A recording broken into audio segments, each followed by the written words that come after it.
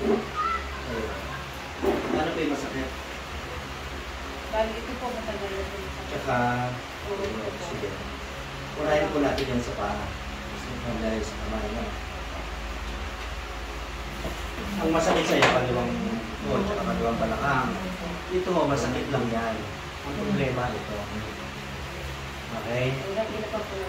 Sige. Pagkanda po sa patas.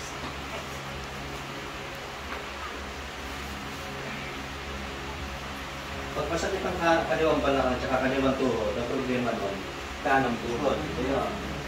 Okay.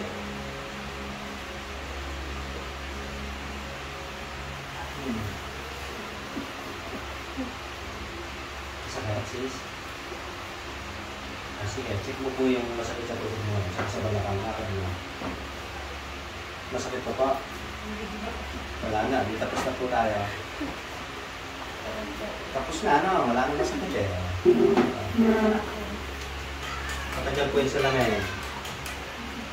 Ano po yung masakit sa kamay mo?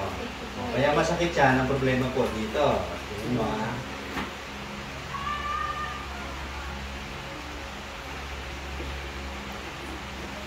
May interlock kasi yung ano, yung kamay at saka ang paa, may interlock.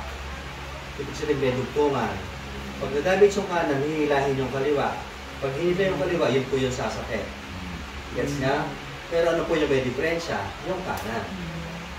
O yun ang tayo lang, kaya pahilot kayo ng pahilot, hindi nawawala. Tinutusukan ng karayong, binibintusa, pinapagulungan ng mainit na bato, hindi po nawawala. Kasi hindi po yun ang may diferensya, yung kabila.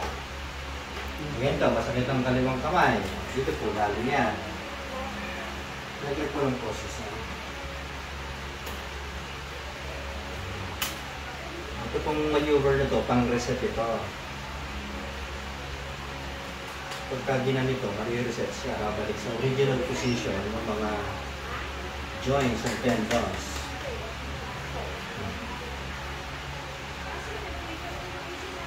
Okay, check mo nga, pasakit pa. Wala na, no? Parang 10 months na yata masakit dito. Konti na lang. Ibig sabihin, halos wala na, di ba?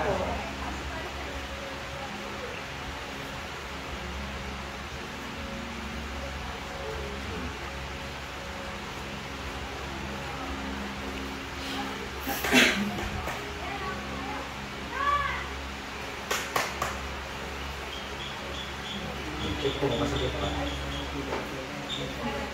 Wala na. Wala na. Tapos na tayo. Mag-suggest. Ano nga?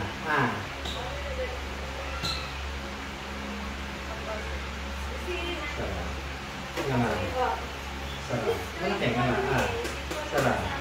Nga nga. Sarap. Tapos na. Tapos na po tayo. Yun lang po yun. Yun lang po yun. Kamusta po sis? Ano po yung nawala pa? Yung pala nakagpong daliri ko, wala na rin. Wala na din. Hindi man natin ninawakan, di ba?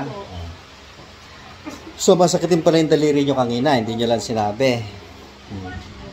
Yun po, pag na-reset ang balikat, damay po yun. Yung pamamanhid niya, yung masasakit. Wala din. Pati yung paghinga mo sis, ang ganda, no? Opo, hinihinga nga ako, nagmamadaling ang tarito kanina. Maluwag na maluwag po, ano? Opo. Salamat sa Diyos, no? Salamat sa Diyos. Yun ang tama. Salamat sa Diyos.